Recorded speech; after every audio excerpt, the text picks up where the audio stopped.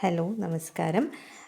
ഇന്ന് നമ്മൾ എടുക്കാൻ പോകുന്ന വിഷയം Sreenarayana Guru Open University 3rd semester MA Malayalam വിദ്യാർത്ഥികളുടെ ഇന്ത്യൻ സാഹിത്യ സിദ്ധാന്തങ്ങൾ എന്ന് പറയുന്ന വിഷയമാണ് ഇന്ന് നമ്മൾ എടുക്കാൻ പോകുന്നത്.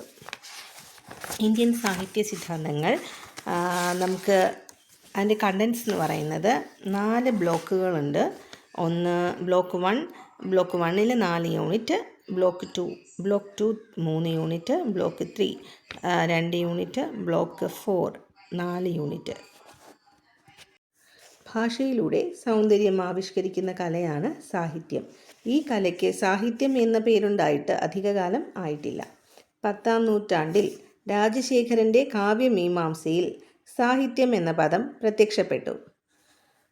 അവിടെ നിന്നാണ് സാഹിത്യം എന്ന പദത്തിൻ്റെ ആരംഭം ഉണ്ടായിട്ടുള്ളത്. ഇന്ത്യയിൽ ഇന്നോളം കണ്ടുകിട്ടിയിട്ടുള്ളതിൽ ഏറ്റവും പ്രാചീനമായ കാവ്യശാസ്ത്രം ഭാമഹൻ്റെ കാവ്യാലങ്കാരമാണ്. അതിൽ ശബ്ദാർത്ഥൗ സഹിതൗ കാവ്യം എന്ന് കാവ്യത്തെ നിർവചിച്ചിരിക്കുന്നു. ഭാമഹനിൽ നിന്നും രാജശേഖരനിലേക്ക് വന്നപ്പോൾ സാഹിത്യം എന്ന പദം രൂപപ്പെട്ടു.